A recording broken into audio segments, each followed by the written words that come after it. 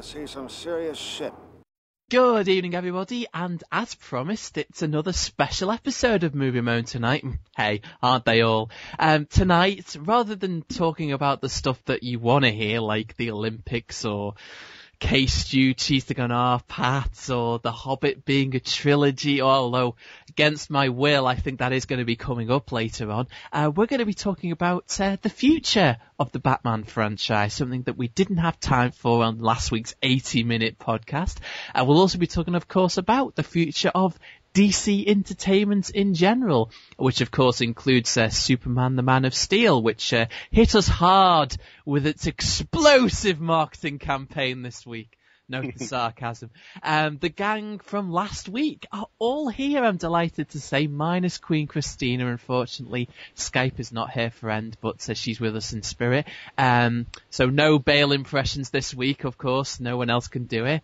Well, I tried, as you noted from last week's opening, and I threw my voice. That opening was genius, by the way. Oh, thank you. I'm just saying that. Loved it.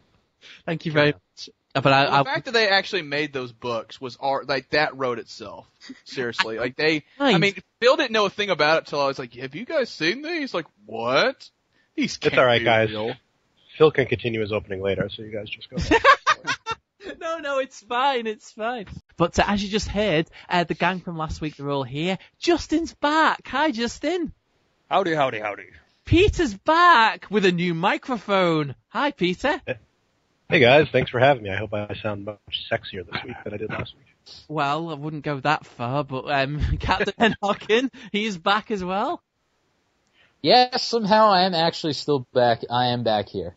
We've corralled him from his busy schedule to at least talk about the Batman stuff. After that, I'm not quite sure we'll stick around, but don't say we don't do anything for you. I have literally grabbed a lasso round his ass right now, and I'm keeping him here. Jamie's back, of course. Why wouldn't I be? Exactly, and I'm here. So I have no children. So, folks, I think the best place to start, of course, is that last week I'd only seen The Dark Knight Rises once. Jamie's argument was that, trust me, you see it a second time, it works even better. I'd love to know from the floor whether anybody has seen the film a second or a third time like me since we last spoke. Who wants to throw this open? Saw it a third time last night. It was as great seeing it a second time. It does get better. And thankfully, and this should be said here, is the attendance was up big time. Because, I mean, there was a real concern about the tragedy in Colorado that people were legitimately scared to go to the movies. It was affecting business, all theaters, most of them at least. And thankfully, a lot of people were there last night. So it's slowly people are getting out of their shell. You can't hold it against them. It's human nature, but anyway, it's good. I was supposed to see it this weekend with my girlfriend and her parents, and my girlfriend, who she does whitewater rafting, she does mountain climbing. She actually didn't want to go to the theater because she actually felt fear to watch the movie, which is extremely unusual for her. I'm usually the timid one out of both of us, but she's like, I really don't feel comfortable going to the theater right now. I don't really want to see it. And I was like, all right. So I had to respect that. But I was going to see it for a second time. So, I mean, I think it is still out there, and I think people are afraid. I don't necessarily agree with it. I think you should still go to the movies and still do your thing, but I can respect the fact. I think there was something that said 20 to 25% of people are still afraid to go back to the theater. They did some kind of research on it. So it's still out there, and people definitely went back this weekend, though. It does make you wonder what's going to crack that, like how long the process is going to take for people to actually just get comfortable with the idea again. Time. Yeah. That's what I'm hearing is it's going to have long legs because as a month or two goes by, people will finally go see it, and the attendance will stay up enough that they'll just leave it in theaters. They are going to. It's pretty much on pace now to do about 450 plus domestic, which is a huge number. We'll see where it goes beyond there. I mean, it's going to win this coming weekend against Total Recall. That's not really a big surprise there. I think I think it's going to be dethroned by Son of Born, and then we'll start seeing stuff coming. No, that's true. That's true. I wanted to say Son of Born. I wanted him to say it. Cousin of Born probably be better. Don't forget my old title, The Born Placenta, which is, that's, you go that far. We're talking about, that's probably what the setup's going to be. Personally, having seen it again, my opinion hasn't changed. I still love the movie. I just hate that Daggett plot line even more and wish it was completely gone. But I wonder whether you feel the way I do, that The Dark Knight Rises, for the next couple of years certainly, is going to have that kind of Return of the Jedi perception about it. And let me clarify exactly what I mean about that. I think, and cast your minds back to like mid-90s even, there was a completely different perception I remember of Return of the Jedi before the prequels came out and after the prequels came out. I remember people thinking Return of the Jedi was, yeah, it's okay. Some of it's silly. There's some great stuff, but you have to go through some crap with the Ewoks to get there, or they shouldn't have killed off Boba Fett and blah, blah, blah, blah. It's for kids, you name it. And then, of course, after the prequels came out, the impression I remember very much being, oh, Jedi's the best one! I love Jedi! I love all three of them, just don't make me watch those other ones again. And I just wonder, obviously, because with the Batman franchise, we're in a completely different perspective, and we're not going to be having prequels to the Nolan movies, whether that's going to be the perception in a couple of years' time, or even just a few months' time, that people will kind of diss on Dark Knight Rises and just say, it's the weak one, it's the black sheep of the bunch. Jamie? I think with little kids, the thing about we're of a generation where we grew up, we didn't see the movies in theaters, so we saw them on home video and on television a lot. As a little kid, I remember Return of the Jedi was the coolest one. Always viewed that way. And I wonder if maybe it'll be like that because it does end everything on a really upbeat note. I don't know. Sean Robbins, who was a contributor on on the Movie Moment podcast, writes for BoxOffice.com, good pal of ours. He thinks that the argument is going to be years from now between the hardcore idiot fanboys it's going to be Begins and Rises lumped into one group against Dark Knight, and which movie will be considered better. And I thought that was an interesting point, actually. Justin? No, I was going to. It's interesting to me that you asked, in a few years will people be more split on Dark Knight Rises, because I kind of feel like they already are. I mean, you have the people who absolutely love it, but I've seen plenty of people who are like, I don't know. I don't feel like it's quite as universally loved as you made it sound. Well, of course, that segues us into the future of the series and what direction it takes. I'll ask for your thoughts, but there's just one thing that's absolutely terrifying me about this, regardless of what happens with Superman. I am worried that the next Batman is going to be the next Superman Lives. I am worried, nay terrified, that Warner Brothers are going to be so terrified of what direction to take next, so terrified of making a misstep, that they will spend the next 20 years in development hell, almost getting it made, starting, restarting, killing it, and just dragging this thing out as long as humanly possible. As far as I know, and correct me if I'm wrong, there's no rights issue here. They don't have to make another Batman movie at a certain point, so they can take as long as they want, and I'm terrified that they will take as long as they want. Peter? I disagree only because I think they have a lot of sway. I think the movies have done so well and they've made so much money, they can take huge risks with Batman and almost look at it like, well, we made so much money with this, we can go out and take a giant risk and make something like, say, Supermax and use Batman. They could literally do whatever they want. So, I mean, it's not like it's Green Lantern or, I think Superman, they can take less of a risk, but I think with Batman, they can literally do whatever they want. I actually agree with him there. I mean, I think now we're at the point where they've had very large success with two very different Batman franchises. And at this point, Batman is James Bond for them at this point. They can switch up the creative team, do a whole new set of movies, change up the tone a little bit, and have something successful and tell some new stories. And I think Batman, if anything, is the closest to Bond that Warner Brothers has, and they've now earned that freedom to play with it. Well, it's interesting you make that Bond comparison, because I wanted to make it myself, because in my opinion anyway, we've never actually really seen the comic book movie equivalent of the James Bond franchise. And what I mean by that is the James Bond franchise in its heyday, where they made movie after movie after movie every 2 years, and they just cranked them out. And there are very few characters that you could do that with.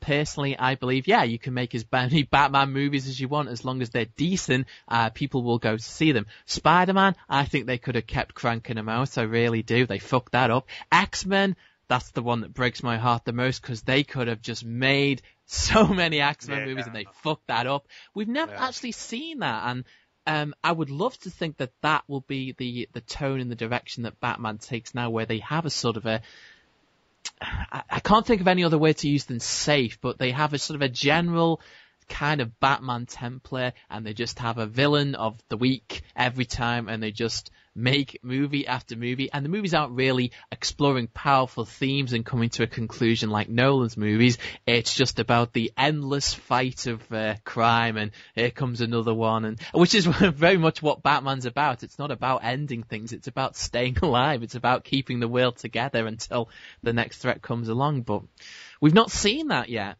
I used to pound the drum about Superman being that way. Since we can't nail like the definitive Superman, why don't we let a whole bunch of people have a chance at it? Like the Bond thing, every 2 years, a new director, new star, whatever. But I think Batman makes the most sense to do it. But my big thing that I'm worried about now is they're going to try and shoehorn Batman really, really hard into Justice League. And I think if you, the Batman stuff in just general marketing and toys and comics and everything has proven itself to be sort of its own franchise independent of DC. It works as its own franchise. It has its own heroes and villains. I mean, there's a multitude of heroes in the Batman universe that you can spin out. And I would almost like to see them just do that. Just take the James Bond route of Batman, go do the Batman stuff, the Batman business silo over here, and then keep him out of the Justice League. Keep the Justice League full of just super-powered superheroes and do those films over here. So you've got all your spin-offs, you've got your group team thing, but I know that the comic book fanboys, particularly the Batman fanboys, will lose their mind if Batman's not included in the Justice League. So I don't know. I think it would be a really good thing for them to do. I just don't think the comic book guys would get over it. Peter. Yeah, I agree with Justin 100%. And they explored doing that at one point when they were going to do Justice League Mortal. There was a point where Nolan was getting involved and didn't like what they were doing with Justice League or something like that behind the scenes, and they were exploring possibly keeping Batman out of Justice League Mortal. So I think it's a very good possibility that happens, and I would absolutely like it to go that route so they could have a lot more fun with these superpowered heroes instead of having Batman involved in some way. I hate to say this because I love Batman, but it almost feels like it hampers it more than anything. Yeah, well, it's one way or the other, right? Like you have to. It's like every time there's a DC fighting game or something, you have to nerf everyone because there's a human in it, or you have to amp him way up because there's supers in it. Like, I don't know. So you're basically hoping that they cool off Batman for a while. I was just gonna say, I don't care if they do another film in 2 years or if they leave him alone for 8. I don't care. Just keep it independent of Justice League, and you can do whatever you like with it. I just think like if Man of Steel works, I think that they are gonna put Batman on the back burner just to let it cool off a little bit. Because, I mean, like right now, I mean, I don't know. I mean, like, it's not a rights issue, as Phil was wondering earlier. I mean, the Bob Kane estate still makes a lot of money off Batman, so they're fine. It's not an issue with that. I don't know. I mean, it's gonna be they're already gonna have a lot against them anyway, because it's gonna have to be the first person to step into Christian Bale's boots now, because him and Nolan really they raised the bar very high after those 3 movies. To answer the earlier point that Justin and Peter were bringing up was that Batman shouldn't be in the Justice League, but the fans would get pissy about that. I don't think so. I think that would be a really easy fix. Now, correct me if I'm wrong, because I'm not as comic book literate as I imagine you guys are, but, Batman is, a solo act. He's not a team player. I've seen plenty of stories where he just yells and says, "I'm not a team player." I'm not doing that voice again. And that's it, So to me, it's like an easy fix. It's just like, have him cameo or just see him from the back or something corny like that, but he just says, "I'm not joining your boy band." They say, okay. That's it. And the fans would say, yeah, that's due to the character. I agree, Phil. Go ahead. I'm not a comic guy myself, but from what I remember with the Justice League, like Batman just ends up staying in like the tower and then trying to be a detective. He doesn't go out there and do anything. I never really liked the idea of him being in the Justice League, just because I always thought, well, Batman's got a city to protect. That takes up his time all day. What business does he have going on these fantastical cosmic adventures where he's clearly outmatched by everyone else in terms of ability? Yeah, that's my thing. Is Batman's just a guy? Like, Can I just also add? It's like, does anybody really want to see a Justice League movie? Because the No. way I see it, I think Warner Brothers would rather, and I think most people would feel this way anyway, if they had like just a Superman Batman movie and that was it. Because we know Warner Brothers loves that Batman versus Superman script. They still love it, and like they still want to make that movie. And I still wouldn't be surprised if we end up getting it basically in the same way that we're getting Flyby in a roundabout way with Man of Steel. Like, I'm just saying. Okay, I was going to say something, but actually I'm too curious. Peter, I haven't read this script, but you have. Would you be able to divulge to us what's so terrible about it? Well, I think there's some good points to the script. One of my main problems with the script, and I haven't read it for years, but Clark Kent, Superman, spends so much time in Smallville, upset that he lost Lois Lane. So basically him and Lois have divorced/broken up, and he goes to Smallville and he spends all this time with Lana Lang, crying and kvetching that he lost Lois, and then finally appears like halfway through the movie, he's back. And to me, it's like that just completely kills the character. He wouldn't do that. And I think that's one of the things they really got right with Superman Returns, is like, he's like, okay, Lois has moved on, I'm gonna go save people now. And he got over it real quick. And I think you just kill the character. And granted, if they made it now, they would probably cut all that out anyway. But just reading that script, there's a lot of good points, but that point is really bad, I think, for the character. Wow. I mean, who wrote it?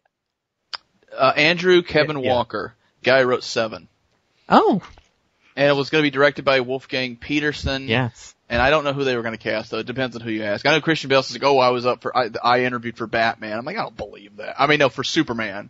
I was like, I don't believe that. That's horseshit. They interviewed you for Batman. Don't lie to me. I've always loved that, though. I've always loved, and I felt this way literally back in May 2004 when I sat down to watch Troy. I know, send me your dollars. I once sat down to watch Troy, and I thought, you know what, in some alternate reality right now, I'm sitting down to watch Batman versus Superman. But I would have liked it no matter what, because at that time, we just wanted something, anything, and it's a shame that one fell through. But I gotta say, Jamie, if you don't think that they're gonna do Justice League, well, they're gonna try anyway. It might fall apart again, but come on, dude. It's about follow the leader. And the leader right now is Marvel. Yeah, but the amount of money it's not so much. I just don't know if it's like going to be the better.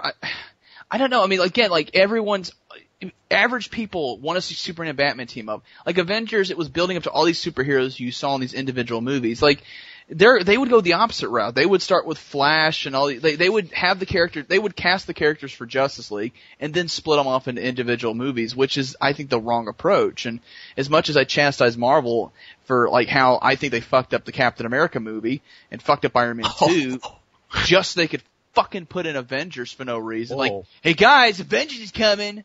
Yeah, that's right. Damn right. Yeah, it's just, I don't know. I mean, they got a writer on Justice League now, but like, does that mean anything? No. I personally think that Warner Brothers is chomping at the bits to get all these heroes together on screen. And my only problem is they are following the leader. So anything they possibly do to me is second fiddle to what Marvel already did. And it's not necessarily because Marvel is going to do it better or had done it better. It's just because you've already seen that before. And I know they're different heroes, and I know they do different things. But what's the threat going to be? That's my problem. It's like, isn't it going to be kind of an alien threat? It's going to be Darkseid, and it's going to be just like Thanos, and blah blah blah. Right? You know what's interesting? I would almost rather they did their franchises and do something like Brave and the Bold, where instead of ever doing like the Justice League, they do here's the Superman Batman movie, and they do here's the Green Lantern Batman movie, or here's the Superman Wonder Woman movie. That could be interesting and very different than what Marvel's doing. We're kind of, I mean, just to get back to Batman, I mean, the question that I have to ask, of course, and we sort of alluded to it last week, is what do you want to happen? I mean, who here actually thinks that they should continue with the continuity that Nolan's established, because it's not Nolan's call, it's not his decision. I'll personally say, just before anyone chimes in, that the only way I could possibly see them doing a new Batman movie with Levitt's character, whether Levitt plays it or not, and I'm not quite sure whether he would, but whether they continue with the continuity that's been established at the end of The Dark Knight Rises, the only way I could see them doing it is if Warner Brothers are so convinced that they have completely burned all bridges with Nolan, because this will piss him off so fiercely. So the only way they're going to do it is if they know he ain't coming back to direct any movie. I'm sure they'd love for him to come back and direct, to give them another Inception. Well, any studio would want that after the amount of money that movie's made. But from what Jamie's told me in private conversations, apparently things aren't very rosy between Nolan and WB, so I'm not quite sure. That's the rumor. I mean, the thing is, a lot of rumors go around, and I don't know. I don't. It's not Nolan's call. I mean, again, like, Nolan can wrap up the story with his trilogy, and they can just keep on making movies, but I don't think they're going to do that anyway. A Batman 4 with Joseph Gordon-Levitt. I don't think they'll do it, man. No. That's just me personally. I actually think that it's a strong possibility that they could continue that. Maybe not Joseph Gordon-Levitt, it could be a different actor, but I think they could continue with Batman and have him be that character of John Robin Blake or whatnot. And I think that's the beauty of it, the possibilities are endless. They can thread off anyway, and God forbid Bale comes back in 5 years and reprises his role as Bruce Wayne. That could still continue because they didn't kill the character off. It doesn't matter that he's on vacation with Catwoman. He could still come back. I mean, they could still do whatever they wanted. Movies do this all the time. Yeah, that was their perfect out, actually, to do that. Because I still don't believe Bale when he's like, I'm done. Like, if you notice, like, he's been kind of coy about, oh, well, you know, if Chris came back and said, we got another story in us. It's like, I don't know, dude. I tend to think, I've said this before, I'll say it again, Bale likes money. And you know what? Nothing wrong with that. He's got a wife, he's got a small child, he's probably gonna have some more kids with his wife, and he's gotta support them. And guess what? Guess how he's gonna make most of his money? From Batman. I hope that Bale does not come back for another Batman movie, and if he does, it's not going to be a continuation of the same story, because I really don't want to return to the status quo. We had a complete self-contained story here with 3 movies, and it'd be a shame to just have suddenly, well, you know, Blake is now out of line as Batman, because then it would be more like Nightfall, where the Batman replacement is now getting out of line, so now Bale's got to grab. I mean, it was clear from the 3rd movie that, you know, he can't do it anymore. And if he came back and it was a continuation of the same story, it's Indiana Jones 4 all over again. So I'd greatly prefer you don't have him come back. I think if Bale was to come back, it would be something big, and it would have to be some kind of event like a World's Finest or some kind of event movie, God forbid, a Justice League. But I think if he came back, it would be a big deal. Fans, it would be a big deal it would be a big story on all the websites, it would be a big story in entertainment, and Bruce Wayne coming back after 4 years with a new director, with a new thing. So I think it's very possible. If just like Johnny Depp said, if they keep handing me money, I'm just going to keep doing these Pirates of the Caribbean movies. So I think it's totally possible that he could come back. Whether you want him to or not, it's a different story. But I think he could. Like, it's totally reasonable that he comes back at some point. I would actually really dig seeing, like, Cavill's Man of Steel in a few years, 4 or 5 years, catch up with a retired Bruce Wayne, and those two end up together somehow. Yeah. What, you mean sexually? Yeah. Yeah. That's no. exactly what I meant. That was it. That's why it's called Man of Steel. No. If you had not you know, Superman making it with Bruce Wayne, but the idea that you have Bruce Wayne the man going on his own adventure. I mean, that would be that would take into a whole new direction, rather than, well, now he's going to be Batman again, and now he's going to put on the suit. I mean, I remember hearing reports of Bale absolutely hating being in the suit, and just thankful that it's over. Now, of course, money talks and all that, but I get a guy, at least from the at the way things stand right now, you get the feeling when Bale says something, he means it. So there's integrity here, which never exists in Hollywood. So. Would I not be surprised if he goes back on his word? No, I'm not going to be surprised, but it would be nice if he doesn't, because, you know, he did his thing. Now we've got to hand it over to somebody else. I mean, I know for me personally, in terms of a story, I'd always want to see The Long Halloween. Now that's never going to be a 2-hour movie, and I certainly don't even think, I don't even think it would be live action. To me, it would have to be animated at Tim Sale style, but that's just me. So, the Bond, I have to say, what was said earlier about the Bond analogies is perfect for this character and for this franchise. Jamie. I was just going to say real quick about going back to the Levitt thing. I was just thinking about this, but it's like, oh, well, he's a young guy. Like, Bruce Wayne's like, oh, you take over. You can be Batman now. It's like, well, he's not rich like you, Bruce. He can't just, like, go hide up in his fucking mansion for 8 years. When he gets physically the shit beat out of him, like, what's he gonna do, huh? Who's gonna be his fucking salvation in about 10 years? I don't know if anyone else thought that. So, it's funny you say that.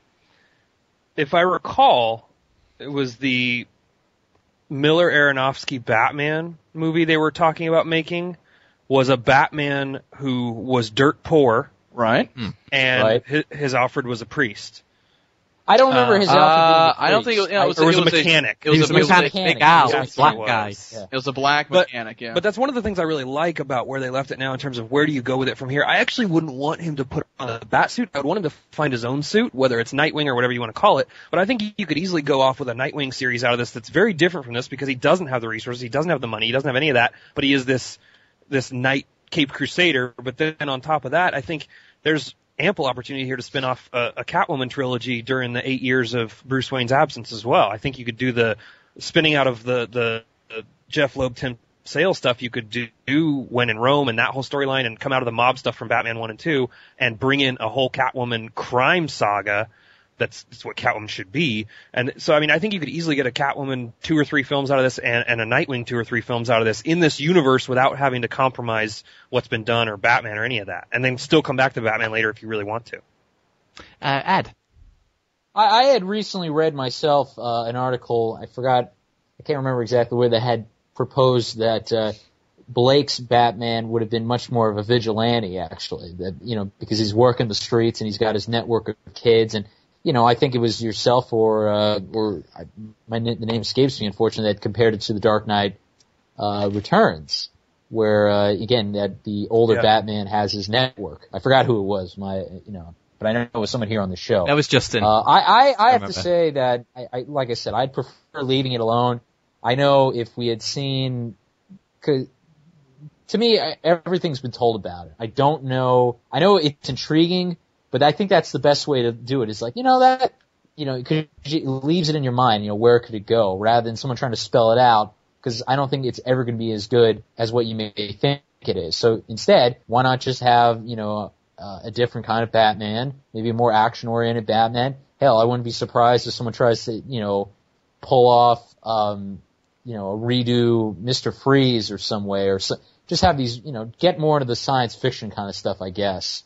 I think because the animated series did it great. The way they had all kinds of different stories. They had crime, they had your crime stories. You had your just fantasy stories. I mean, they did it the best way. So you could see that in some way with many of those stories, it could be done live action, but not, moving it out of the Nolan world, as it were. Before you jump in here, Phil, I do want to tag on to what you were saying. You mentioned bringing the sci-fi elements on Batman, and I think that's what you have to do. If you're gonna head towards a Batman Superman movie, or if you're gonna head towards a Justice League or anything like that, or gonna try to even pretend that all of these superhero characters exist in a universe that Batman does, I think you have to establish in Batman's movies himself that it's very much a man versus supernatural, and that's one thing that Nolan stayed away from entirely. There was no Venom in these movies for Bane. There was no Lazarus Pits. There was nothing, hyper real about any of it.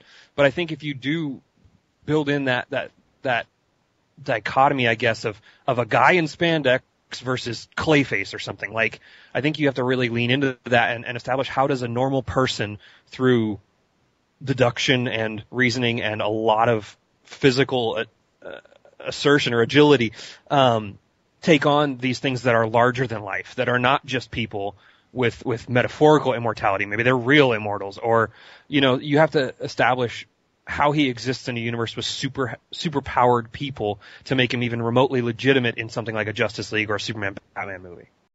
Well, there's a lot of points I want to pick up. The first one, though, and this is the most important, if there is going to be any sort of continuation of what Nolan has established, it would have to address one simple fact, one simple truth.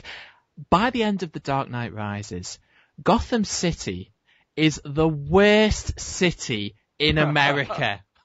This place, just so we're keeping score, has suffered a chemical viral attack. The asylum where they keep all the crazies, at least in the first movie, it's never mentioned again, was in the middle of the city, and they broke out, and they were all loose, obviously amplifying the crime and the drug trade. They had copycats with guns, and fat ones to boot. You had a situation. But they were good. But that was okay. They were good guys. Well, he didn't need their help.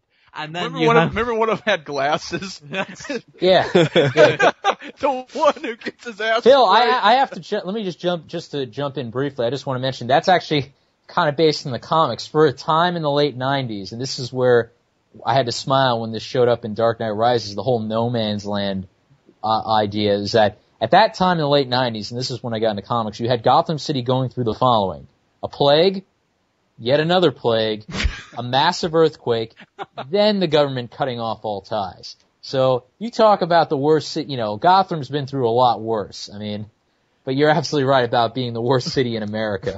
All Detroit has a cancer. It's everything. Yes.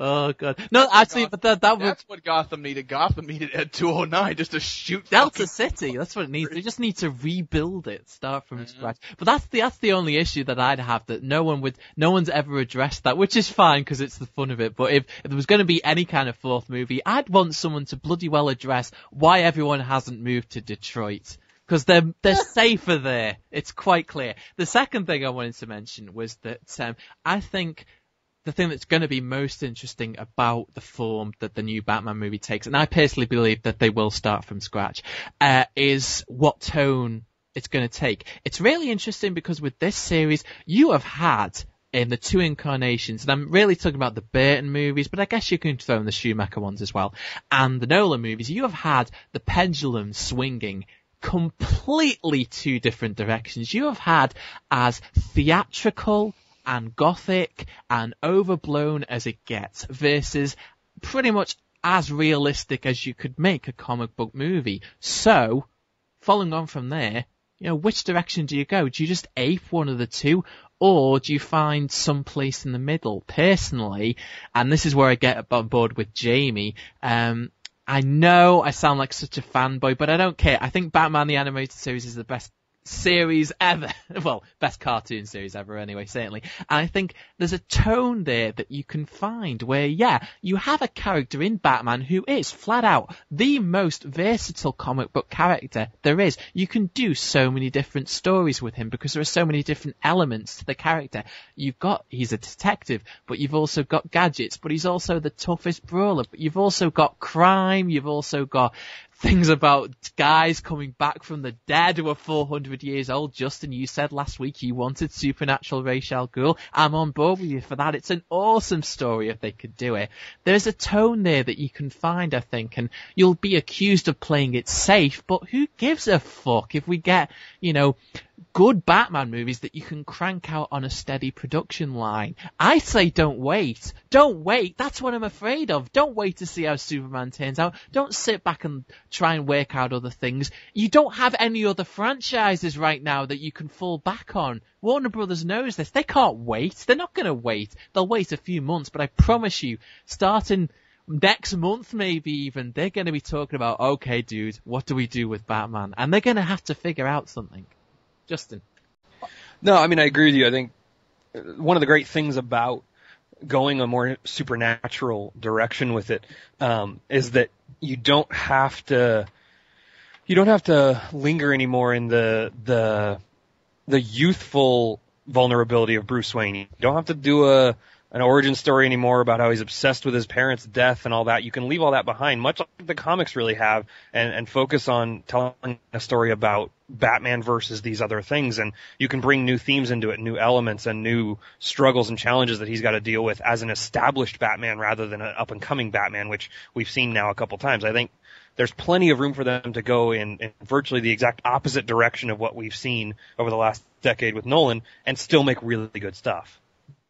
I think the only other big question then, and it is going to come up, and I think if there's one handicap with the story of the new Batman movie, this is what it's going to be, is that what do you do origin-wise? Now, personally, I agree, but I agree. It sounds simple when we say it like that, but you know it's not going to be that simple. You know they're going to have problems with this, because if they're starting from scratch, they feel like they need to establish things in some way. I don't think so. I think it's Bond at this point, right? Like, okay, we've been through enough in the last 20 years. We all get it. We know his origin, because no matter how different you make it, it's all kind of the same origin. So let's just enter in the middle of a story and do that story and go away at the end.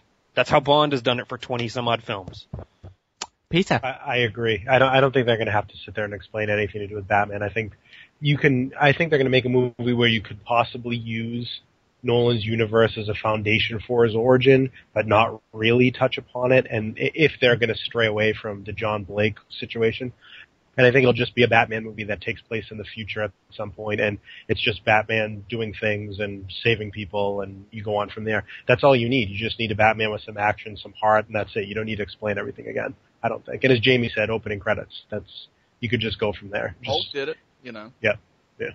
I agree. It sounds simple. It's just that I'm worried that's going to be the one problem that they're going to have. They're going to say, oh, we need to tell an origin of some point. I mean, that was the problem Amazing Spider-Man had. If there's any model which, you know, the new Batman's going to have some kind of polarity with, it's Amazing Spider-Man in the way that received, marketed, and probably edited and reshot, tested. You know what? Conceived. Yes. I guarantee you, like, Warner Brothers is looking at Man of Steel right now. Like, they're, like, they have to be doing, like, notes, like, all right, don't do how they did it with Man of Steel compared to Amazing Spider-Man. Because they're in the same boat. Well, that's a segue then, isn't it? Because, of course, you know, we were going to talk about the Man of Steel trailer last week. We didn't for two reasons. One, because I didn't want to. Two, I didn't want to. And the third reason is there ain't that much to talk about. I mean, I think perception is everything. And obviously I can only talk about the perception of ourselves here, geeks and stuff that are familiar with stuff on the internet, because they haven't played that trailer in front of an audience for the 3 showings I've seen of Dark Knight Rises, so I can't gauge any kind of public perception. You'll tell me about that in a minute. But the basic problem is that, you know, if you show a nothingness of a teaser trailer after you've shown some amazing Comic-Con footage, which thanks to Jamie I was able to see a clean copy of, yeah, it's gonna be let down, and I guess we were lucky to get just more than a logo trailer, but I think it was muddled, is the way I came across feeling with that teaser trailer. I couldn't get what the message was. I honestly couldn't. Like, you want to compare it to and I think it's a good comparison to the Batman Begins teaser trailer. That one sold it. It had a message to it. It said, you know, here's the origin, you know, here's what the tone's going to be, here's the suit. It's not harder than that, is it? It was simple, it was effective. And the fact that there's 2 versions of it doesn't really help either. It was nothing. I didn't feel anything during it, and I just feel like you've chosen the wrong movie to be really subtle with your marketing. You can absolutely bring it back, bring out an amazing trailer at Christmas, bring out amazing posters. 2 weeks before the movie comes out, you could do everything you need to do, and it'll be awesome. And it really doesn't matter with regards to the quality of the film, because I'm still going to be there and still going to hope it's good. But regarding the marketing, what a wet fart to start with. Jamie. No, you guys can go ahead and hate on it, and I'll come in at the end and tell you how it was awesome. Okay, great. That's a It plan. wasn't awesome. That's the thing, though. It's like you're selling people that Superman's back, and you should give a damn about it. And there's nothing about it that's remotely Superman. Like you look at a random figure like flying in the air at the very end, like you can't tell it's Superman. It's only at the very end that you see the logo. And I've seen the movie now 3 times, Dark Knight Rises. The trailer's played every time, and I get the Jor-El voiceover, which is better than the Pa Kent one, I think. And yeah, it looks great on the big screen, but no one gives a shit. Nobody's like, oh, Superman! It's like, as my best friend said, like he saw, Okay, my best friend was at the IMAX theater, alright? Midnight for Dark Knight Rises. That trailer plays. The only reaction it got was a loud fart. And I feel like that was the best analogy for it. Because you are trying to make a big thing about saying Superman is back, this is the new one, and you know what they should have done? They should have had that be the Comic-Con footage. Because I'm not saying the Comic-Con footage was amazing. I know the fanboys are like just jerking off in their pants right now about how amazing it was and how incredible and like they've never orgasmed like that before or whatever. But they're fucking idiots. They don't know what they're talking about anyway. But it was good footage. And it gives you a good idea of where they're going with the Superman. Yes. It sells Cavill very well. And it sells the tone very well. It sells that this is after 9/11 and that and I love that angle. Like in the world we live in now, if like someone like Superman showed up and he had this, he had all these, he looked like a human being, but he wasn't. He has these amazing powers. And he's got these weird, like, alien logos with this unintelligible language. Our first thought is to say, is he a threat? What does he stand for? And it's out of fear. And I lend that closing line in the Comic-Con, I'm just going to call it Comic-Con trailer because it was cut like a trailer, basically. I almost feel like that's going to be what they're going to put up. And actually, I hope they don't put it up in this Christmas just because we're going to be like, we saw that. But it sold it really well. And, that should have been the first thing they did to sell this, and they didn't. And I think that was an epic fuck up on their part. I'm gonna talk about some good things that were actually in the trailers first before I tee off like Jamie did because I'm a little nervous. But I mean, there's some great imagery in the 2 trailers, and I think one of them is the kid, which presumably is Clark. It could not be, but with a makeshift cape on. Running through kind of a Smallville backyard with laundry flowing in the background with those great voiceovers. The voiceovers are great. What they're saying is great. Jor-El's coming from, is it All-Star Superman? Or I think it is maybe. Yeah. Yes. Superman? Yeah. And I think those are great voiceovers. I think the shot at the end with him flying up, breaking the sound barrier like 3 or 4 times as he goes up is great. But I think what the problem is if that trailer or teaser had come out before there was a Superman Returns, I think I would be so excited about it I wouldn't even be able to contain myself. But I think what you're dealing with is you're dealing with a world after Superman Returns. And I like Superman Returns, it's no secret. So I never had a problem with the movie. But I think considering the box office, considering some of the fans being split, considering the general public didn't hate the movie, but probably came out of Superman Returns and shrugged and said, I want more, I think you had to give them more right off the bat. I think it just makes it different from any other movie. And what they've already done right away is they've pretty much mimicked the marketing of the last movie. And they showed an S logo poster, granted it's half of his chest, and then the teaser is very, very similar to the Superman Returns teaser, which was great at the time, and it still is a great teaser. But it doesn't have that same goosebump effect to anybody. You got different music in there. It's music from Lord of the Rings. It's just very questionable to me. And I know it's early, and I know it's just a teaser, and I know they have a year, and I know the movie's going to be good, despite some of my faults that I see coming. I think the movie's going to be good, but to start the marketing off this way, and you're showing a character that's isolated again, and you're showing a character in this teaser that's alienated from the public, and we just saw that with Superman Returns. And I personally don't feel like that the movie is going to be entirely like that. And if it is, it's literally the same thing. We literally saw that. Superman comes back, he's got nobody, he's alienated, he doesn't know what to do, everybody's moved on. And I feel like you got the same kind of tone from that teaser, and I think you really had to show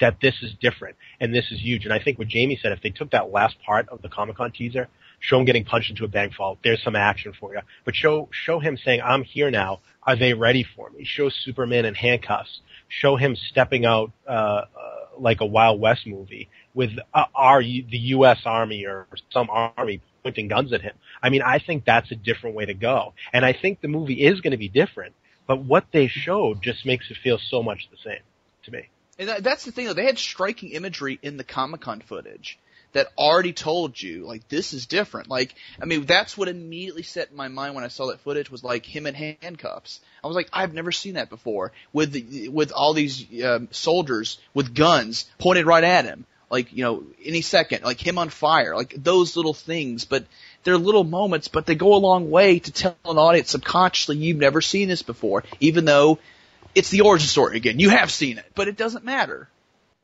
And just to chime in just before you come in, Justin, I mean, you came up with an idea for a Superman trailer a few months ago, which to me just made perfect sense. And correct me if I'm wrong, but the idea was basically, can do all the teasing stuff and show the logo, but end with a shot of action, with a shot of Zod punching him or him flying across a wall or something like that, just so you can at least convey to the general audience, hey, this is a Superman movie, it's going to kick ass, it's going to have some action in.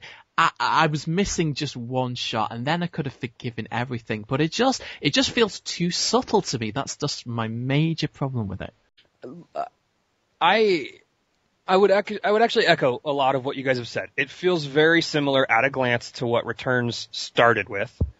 Something I do want to note on, Jamie's got in the chat here that it shows that Warner Brothers has learned nothing. I don't think that's the case at all. I think what it shows is that the Nolan camp isn't going to let any external situation dictate to them what they should and shouldn't do. Snyder said it at Comic-Con, we're pretending that no one's ever made a Superman movie before. They're not looking at other stuff and going, oh, well, we should do it this way or we shouldn't do it this way because this is how this was. I think they're saying, you know what, we're going to do what's right for our movie. Fuck everyone else. I think that's what's going on here for starters. Now, second, I think that in terms of the isolation issue, you know, Peter, you were talking about that we already saw that in Superman, but I think what's interesting here is that we're seeing isolation again, but we're seeing the exact inversion of that. In Superman Returns, he came back and he was isolated by everyone else. In what we're seeing about this Superman this time, he's isolated of his own will. He has chosen isolation. We see him, he's fishing on a crab boat or something in the Great White North. Like, this is a man who has moved to the middle of nowhere to be away from everyone. You can get that right out of the teaser. It's the house in the middle of nowhere. He's doing a job where he doesn't have to interact with anyone. And I think what's interesting is you go through the whole trailer, you don't see anyone but Clark Kent. You see one picture of Jonathan, and you see a guy's hand in one shot and a guy on the boat in the background, but he doesn't interact with anyone. And all of it is full of these isolating shots. You've got the one seagull, the one butterfly, both flying imagery, by the way. You've got the dog in there, that one image. Everything that you see is singular, regardless of what it is, except the two socks. But I think I think what they're doing is not, I'm actually, you know, yes, I said that the trailer should be this idea of get an action shot in there just to prove, hey, it's action this time, you're going to be happy. I don't think so. I think they're telling a story here, and the story has to start with, our hero has isolated himself. Here, and then they're going to build up why. Why is he isolated? They're going to have to get into the story of he's going to be put in a position that you get this out of the two narratives, right? Jor-El tells him, you have to go to Earth and show these people the way. You have to show them and guide them to be better. Meanwhile, Jonathan Kent is like, look, you're going to have to make a choice, son. You have more power than anyone else in existence, and you're going to have to choose, and whatever you choose is going to completely change this world. And I think that's going to be a core part of what this movie is that Clark is going to have to choose between his Kryptonian heritage and his Earth heritage, and that's at the core of what this plot is going to be about. But before we can get to understanding how he's going to make that choice, we have to understand the mindset that he's in. He's isolated. He clearly feels separate from everyone else and has chosen to be. But what's interesting to me is when I watched the Jor-El one, Christ allegories come up all the time with Superman. It's just what happens, right? You get all kinds of biblical allegories, but Christ is the one that always comes up. And Superman Returns tried to have some of it. Various Superman shows and TV and comics have tried to do it. But I think this one's been done the most subtly and in the most literary fashion of anything I've seen to date, frankly. And when you look at stuff like the fact that he's a fucking fisherman, like go into literature and a fisherman is always a symbol for Christ. When you look at stuff like he's on the exile that Christ was on, right? Like Christ found out at 18 that he was the son of God and he had this huge responsibility, and then he disappears in the Bible until he's like 32. That's what this Superman is doing exactly. I mean, okay, subtle's maybe not the right word, but with as much finesse, Jamie. He's harassing me in the chat here. I thought it was done exceptionally well. I like Christ allegories with Superman, and I think that this one was the prettiest one I've seen and the most interesting one that I've seen to date. And like I said, I don't think that they're in a position where they're trying to prove anything to anyone but themselves. They're starting a story with this teaser, and they're going to build up to it. And I saw the Comic-Con footage, right? I know they've got some great things in their pocket. Why worry? If you've got some of that stuff on your editing bay, and you know that that's coming with a Super Bowl trailer, most likely, or a Hobbit trailer, or both, why are you worried? Like, you've got a year now to tell this story of who this character is and to establish that there's going to be action in it. Because if you throw out a Superman trailer during the Super Bowl that has Zod and Superman going at it, no one will care what the tone of the first teaser was. They will not care anymore. It'll be gone. But they'll still be telling the story they want to tell about the character. There is so much writing on this movie to work because of the rights issue, because they went into this whole DC thing, that they need to make, like, every step they make on this movie needs to be the correct step. And I think they shit the bed on this one. In fact, you know what I think the best piece of, like, in terms of everything we've seen officially, not including set pictures and set footage, you know what the best thing I think we've seen from this movie out there, and I'm going to include the Comic-Con footage in terms of official, because it was out there. They put that in front of thousands of people to be seen, and it was reported everywhere. The best thing they did to sell this thing, I think so far officially, was the picture of Cavill in the suit from a year ago. Personally. I think it may look like they shit the bed right now, but I think at the end of the day, once the marketing campaign is complete, and you know what? This is how the Batman ones went too, particularly Dark Knight Rises, is over the course of those trailers, they built up but Dark Knight Rises was the third movie in a series of films that was established. This is a first in what is hopefully a series of films. So it's a different kind of arena. And also, let's go ahead and say it right now, it's not a good release date. It's coming out June 14th. That's not the reliable Warner Brothers, let's put it at the end of July and basically own the rest of the summer ideology they've had, starting with Harry Potter and the Order of the Phoenix. It was the first one they did that for. I think this was a deliberate starting point. I think we're going to see the story of this character build over the course of a marketing campaign, and I thought these trailers were fantastic. I just want to add something that Christina told me, and this was before I'd actually seen the teaser, because I had to wait for it to get online. But she told me that one of the things that hurt for her was the fact that it uses an extremely recognizable piece of music for the geek. I didn't recognize it. Sean said that too, actually, Phil. I remember he texted me. He's like, "Dude, I am so pissed they used that." I was like, am I like the seriously? Well, just I better tell people what the piece of music is, so they know. The piece of music is basically Gandalf's death, and that's not the track, but it's the piece that is used by Howard Shore when Gandalf falls off the bridge of Khazad-dûm after being plunged by the Baldwin. It's a soulful piece. It's a lovely piece, but I'm just saying, obviously, regular audience, they wouldn't place it at all, but for the geeks, they recognise it, and it was distracting for her. I love seeing on the on YouTube comments and stuff, people are like, "I'm boycotting this movie. They should never use Gandalf's death that way." I'm like, "Are you fucking kidding me?" Really? Like, you're out of your mind. Like, I don't know. I did not recognize that music at all, and I don't know anyone else who did except the people on the internet. No, Justin's absolutely right about this one. Most people did not catch it. No one was like, fuck this movie. They use Gandalf's death music. Nobody said that. Incorrect.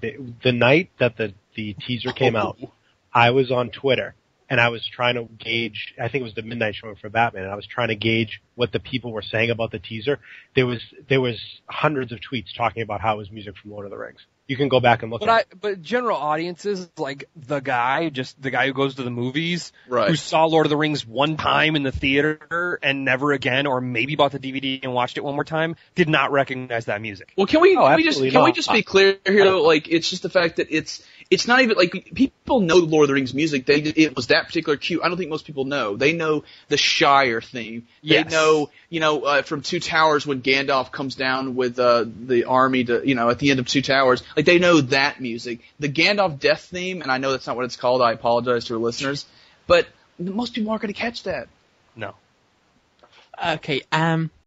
Well, just to wrap things up on this very heated discussion here, I do agree with you, Justin, and I said it at the start. I mean, you can completely fuck up the marketing right up to 2 weeks before the movie comes out, and That's all that matters. Well, look, see, here's the thing. I'm one of these people who actually does believe in the power of great reviews. And that's what's going to matter for my excitement towards the movie. I need them to screen it properly, and not to be under friggin' embargo the Thursday before it comes out. And I need people to tell me that it's awesome, and that's what's going to get me excited.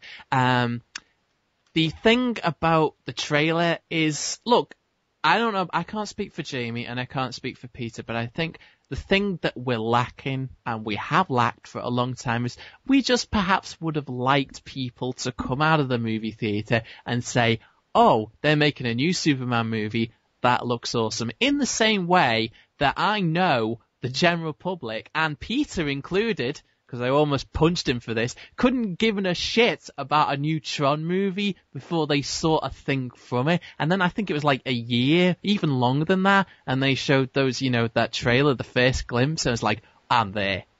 That's what you want. And, it's just nice to have that even a year before it comes out. It's nice, and they fucked off, but it's okay. We'll live with it.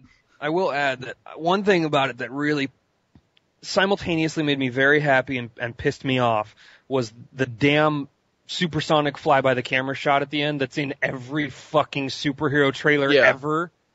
I'm like, this is what you go with, the most cliche flying superhero shot there possibly can be. Iron Man did it, didn't it? Yeah. He did, yeah. Dude, it's everywhere. Like, Hulk jumps by the camera. Iron Man does that shot. Like, it's so fucking cliche. But, at the same time, what I noticed about that shot is the shot that made me go, okay, Snyder's the guy for this. He gets what he's doing, because when you look back at stuff like 300 and Watchmen, Snyder's major accomplishment on those two films was, holy shit, those movies look like the comic books did. And when I'm super picky about comic book heroes and films, I'm picky about flying in particular. I don't think anyone's ever done it quite perfectly, but something I noticed is Snyder, for me, got it right in that shot, because Superman flies through his chest. And everybody else that makes Superman fly, they fly out of his chin or his shoulders. And the way that Superman's flying there, you can draw a straight line through him from his feet, which are put together, by the way, not dangling loosely like in Superman Returns, from where his feet are, straight up through the symbol in his chest and out in front of him, and that's the vector he flies on, versus shoulders forward or head down. He nailed Superman's appearance and for flight right out of the comic books. It virtually mimics a beautiful Alex Ross painting. I don't even like Alex Ross that much. And then when you look at the comic book footage too, there's a couple pieces that are ripped straight out of comic book illustrations. And that's something that I think, when I look at this now and I see how Snyder has handled the visual side of Superman, and I go, okay, he knows how to take those comic book visuals and realize them on film. And then you couple that with the Nolans and Goyer putting together a story, I think we've got something really, really special on our hands here, where each person involved is playing to their strengths, and hopefully that's going to work out really well. My question is, all of that aside, and I agree with you that actually, I caught that too, and I think it's a nice fan thing. I don't think it matters to the general public. I think that's more for the fans. Subconsciously, it feels right. Sure. No, it feels like he's flying. It doesn't feel like he's hanging by wires like Superman the movie does. Well, I guess the question is the general public does the general public care about Superman, or is he like a bigger box office version of the Hulk? And after Avengers, seeing the shit show of action that was, does anybody want to see two aliens invading when there was an entire planet invading Earth? And are they going to care? Is it just going to be like, well, Avengers was better, I don't really care for this? No, I genuinely think that the throwdown you're going to see between Superman and Zod will do more damage and be more epic and larger scale than we saw in Avengers. Than Avengers? Yeah. Really? I'm saying that now. Wow. July 29th, 2012, I'm saying that now. I think it'll be a larger scale battle. I think it'll be... Witness. It'll be gods. I mean, it'll be gods fighting on Earth. I mean, it's gonna... Avengers had a few square blocks of some pretty bad destruction that was the new version of Independence Day or Transformers or whatever. I personally suspect that they're going to bring something to the table in Man of Steel that's going to be as big, if not bigger, and it'll be between Superman and Zod primarily, but then you'll have Zod's minions in there as well. I do want to pick up something that if we're done with the Superman, we can just No. I guess not. We never will be, but that's fine. It's passion. It's good. But if we could just open up to the wider DC scale, I just want to bring up something, and Peter's just typed it in here. Green Lantern never happened. I'd like to live in that world, and I imagine that they probably will completely ignore it and imagine it never happened. But he's a cool character. There's stuff you can do. Great character. What do they do next? Are they going to have like John Jones or somebody else this time? There won't be a Hal Jordan. So, no they're way. at a place now. I don't know. Look. I think they can, in a very narrow margin for error, pick up the pieces of that movie and try to keep going and keep it in continuity with Man of Steel and bring those all together for the sake of not just throwing that thing out entirely. I don't know that that's the best decision to do, but I think if they're going to keep going with a Green Lantern now and they need to get it out there, then they need to switch over to Kyle or John. I don't want them to. I think I'm so fucking angry that they screwed up Hal. Like, I can't even tell you. I sit around in my house and I come up with, like, I've been hammering on this stupid story for how you could have done Hal right and still modernized him, and it makes me angry. I get livid about it. Hey, it's okay. No, it isn't. It's not acceptable. To the Goodwill Hunting scene. It's not your fault. Peter. I was going to say, I think if anything, the next time you see Green Lantern, whatever version it's going to be, whether it's just Hal and it's Hal, or if it's another version, is going to be in a Justice League movie. If anything, I don't think they're going to explore they can't go solo with Green Lantern. It's obvious nobody gives a shit. I read a lot of the later drafts of the script, which you don't even see on film. And they were much better. I ever read the first draft, and I want to say maybe the fifth draft of the script, and the fifth draft is very different from the first draft, and it's also very different from the movie. And Martin Campbell and his people did a different draft of it. Whatever they did, they rewrote it, and you got what you got. But I think that movie had too many hands in the cookie jar on who was writing it, and by the time it got to film, it was a completely different thing. I mean, I don't know if that makes it better or worse. I did not like the movie. I mean, I didn't like it. I'm not a fan of the character at all. And I think any other kind of solo movie you're going to see next with another hero, I think the only one they can do is Flash. And they really love the Flash script. I'm not sure why they haven't even started going on it, but by all accounts, Jamie and I heard that they love that script and they really wanted to get it going. I don't know if Green Lantern kind of stopped that or if they're waiting to see what Superman does. I don't know why they haven't announced going forward with that yet, considering we're hearing they loved it. I don't know. And let me ask you, Justin, just talking about simple economics here. I mean, if they make another Green Lantern movie, it doesn't matter who's in it, doesn't matter how good it's in, nobody's going to see it. There's no way it can make its money back, surely. Well, it's going to, like... We don't live in that world anymore where you can make Star Trek 2 for pennies and make a profit, even though you think no one's going to give a shit and you're trying to crank out a cheapie and then it actually rebirths the franchise. We don't live in that world anymore where you can make that kind of movie. No, I know. I just don't... It's the greatest of all uphill battles to try to keep Green Lantern going now, which is the biggest shame to me, because that... Peter, you're talking about, too many hands in there. I think... And I hate to say this because I like some of the stuff he's done in the comic books, and I don't know if it came directly from him or DC as a whole, but one of the things that hurt this movie, Green Lantern, the most was the reboot of the DC universe and all of the Green Lantern comic book stuff, Blackest Night and Brightest Day storylines. Yeah, Jamie just wrote it in the chat, Jeff Johns. This movie felt like the Jeff Johns checklist. This movie felt to me like Jeff Johns walked up and said, hey, look, so Hal's got this really great story about fear where he's tied into the space race era that, oh, by the way, we happen to be repeating right now for the first time since the 60s.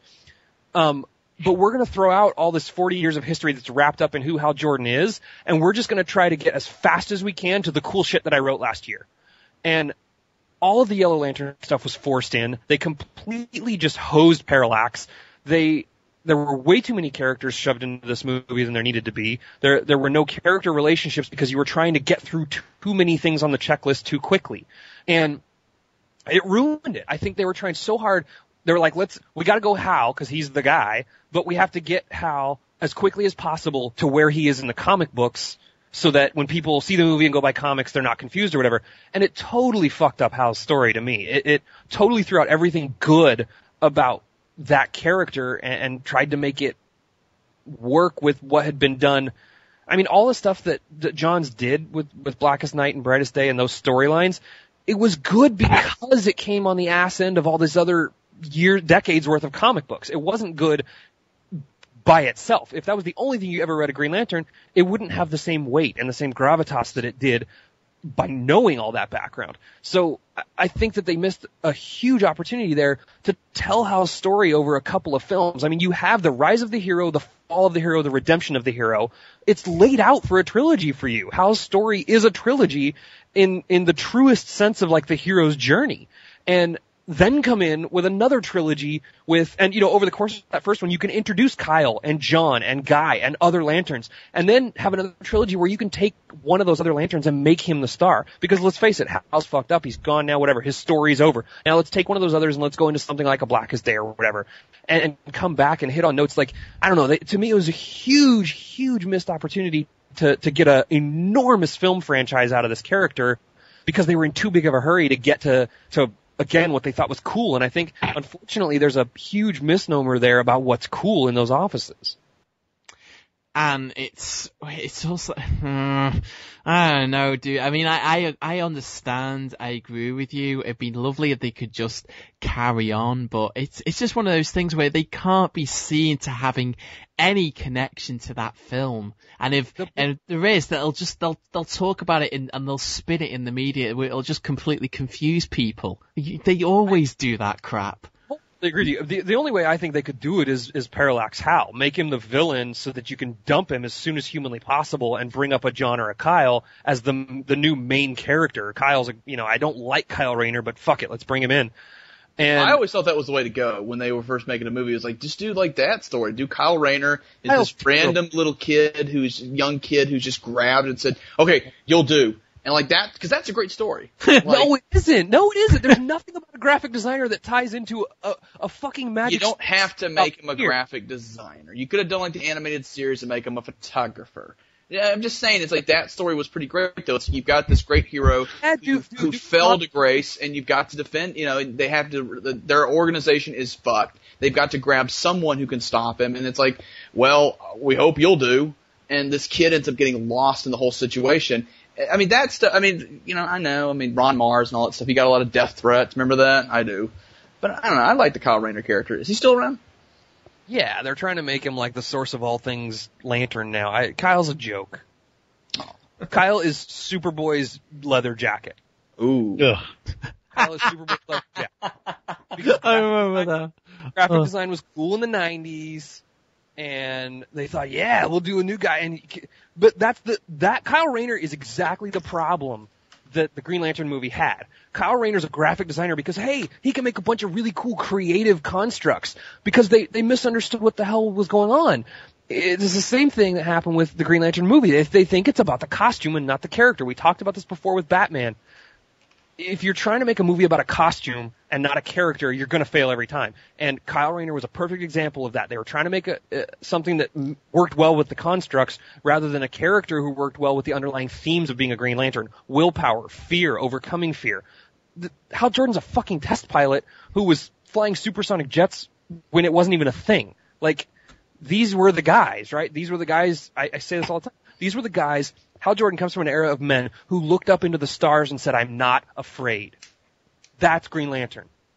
I really want to know, you guys are going to have to tell me because I know nothing about The Flash. I never saw the show even. Really? Unfortunately not, no, it passed, I don't even think it aired here. Maybe it was on videotape, but I missed it completely. I could get it out of the bargain bins because it's on DVD, but that's about all I could do right now. It is on DVD, Phil. And Mark Hamill looks... He certainly looks like 1990, I'll tell you that much. Was he the trickster? He's the trickster in it, yeah. Like he looks in Jay and Silent Bob Strike Back, I guess. With the but just thinner.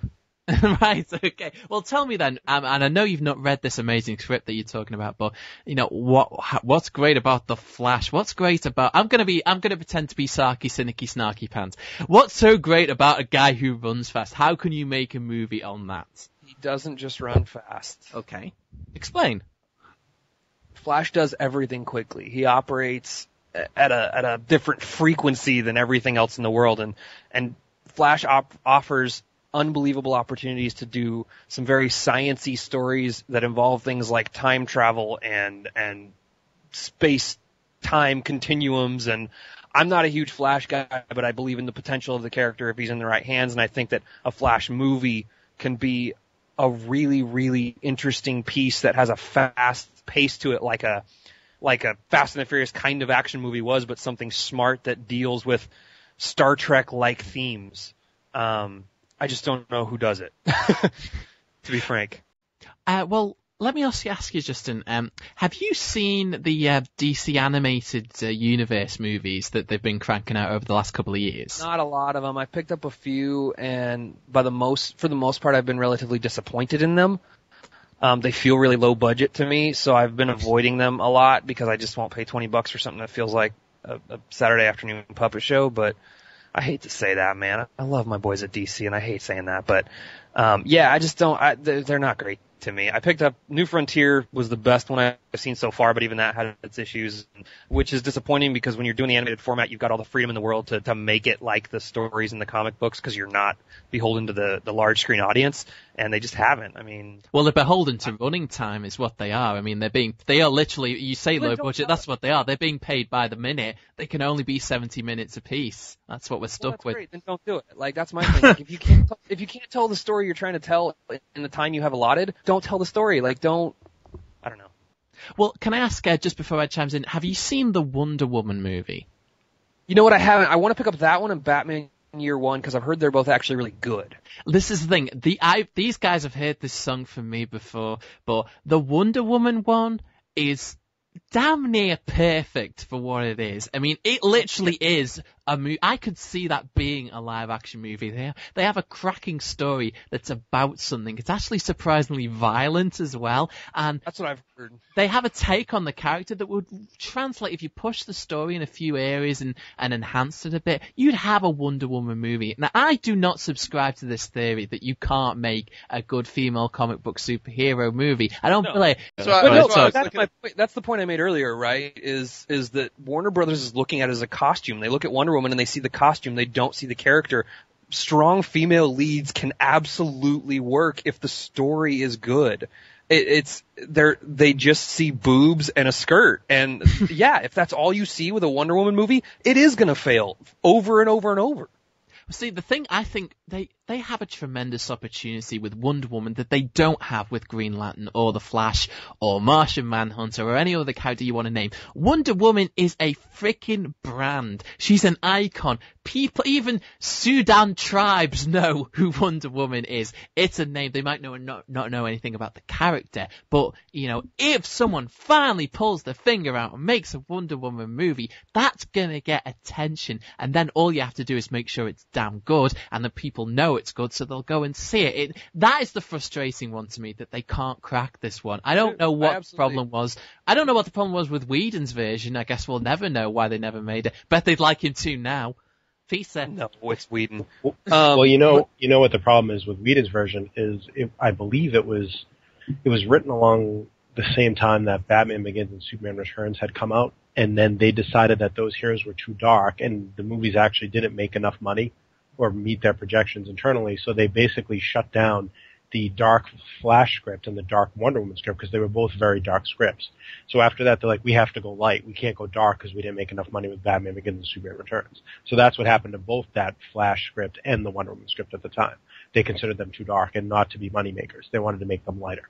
So, just so I have it for everybody, I'd really like to know, just a final wrap-up thought, what you think Warner Brothers needs to do with the DC universe and where it needs to go, whether they need to hit a new Batman movie now and hit Superman at the same time and then roll them up and spread out from there, or whether they should wait to see how Superman does, or whether they should start a Justice League prep right now and then do individual movies for everybody. What do you think we should do? Who are we going to start with? Jamie? Ooh, Mr. Carter! Yes. My Nick at Night reference for the evening. No, I think it's going to be very similar to what happened with Iron Man. They're going to make this movie. They've all but, Zack Snyder all but said at Comic-Con in any way, said that no, they're making sure that this movie works. and anything that comes out afterwards is going to be a decision to be made later. They have to make sure this individual movie works. Okay, Peter. I think they're already trying to figure out what they're doing with Batman next or Superman. I think they're already working at this behind the scenes. I don't think they're wasting any time, and they shouldn't. I think they need to have something else out in 3 years' time at worst. So it goes back to what I was talking about originally with not having movies after Potter and Batman being over. So I think whatever they're doing, whether it be a Batman movie or a Superman Batman movie or Justice League, they're already getting the ball rolling behind the scenes. Justin. I actually agree with Peter. I think they're already moving on a new Batman idea. I think they're already moving on a Justice League idea, and I think that they're going to try to do the inversion of what Marvel's done. If I were guessing, I think they're going to try to get a Justice League movie out as soon as they can, build off the backs of a new Batman and Superman, and then find popular characters in there and spin them out the way that everyone's talking about doing with Black Widow and Hawkeye out of Avengers. But I don't think they should do a Justice League movie. I think they should need to they have a disadvantage in that it's all wrapped up in one company, whereas Marvel's growth was they owned the rights, but they could farm out the films to every studio out there, so they could be working on more than one movie at a time. And that was tremendous for their growth leading up to Avengers before Disney came in. And Warner Brothers can only make so many movies a year, and only so many of those can be superhero movies. They can't throw all of their money into making superhero movies 2 or 3 a year, you know? So either they're going to have to be very deliberate and release things on like a 3-year schedule where it's like Superman, Batman, Wonder Woman, Justice League, and they're on 4-year schedules or whatever. Or they're going to have to find a way to differentiate each individual superhero movie and make them something, you know, make Batman the detective noir story, make Superman the big summer blockbuster, make Green Lantern your sci-fi epic, and find ways to make them more than just a superhero movie so that they can really afford to even make all of these things to begin with. And as far as my opinion is concerned, I frankly don't care what you do. You guys out there at the studio, you're obviously smarter than me because you're the ones who have the jobs and I don't. So I'm going to trust your judgment. But whatever you do, don't stall. Don't wait. Don't drag this out. Just get them going. Get them cranking. If you fuck up, you can do it over again. These characters, Superman and Batman specifically, what are they, like 80 plus years old now? You don't need to be worried about the longevity of these characters, okay? They're going to be okay. But that's the way I think about it. But we'll be here and we'll enjoy the ride. So I think that is it for this evening. Folks, what a lovely, lovely discussion that's been, apart from the violence. That was really, really pleasant. So thank you very much. Again, Justin, absolute joy and a pleasure to have you here, sir. Thank you for having me on, dude. I love talking about this stuff. It's fun. Yeah. Even when Jamie's wrong. Peter, thank you again for joining us. Sounding much better tonight, I must say.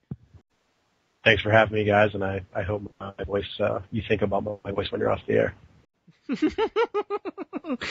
When don't I? And Jamie, obviously, when it comes to, look, sometimes when I'm talking about Superman, I get worn out. The thing that always amazes me about you, sir, is you never stop. You never come up for air sometimes, but it's your enthusiasm and your energy that keeps me going when I need to grab oxygen or a drink. So thank you for joining us. Thank you for having me. And that is it for this week. Next week, I have no clue what's actually going to be on docket, to be honest with you. We'll just leave it a surprise. But until next week, hopefully we'll be joined back by Queen Christina. The balcony is closed.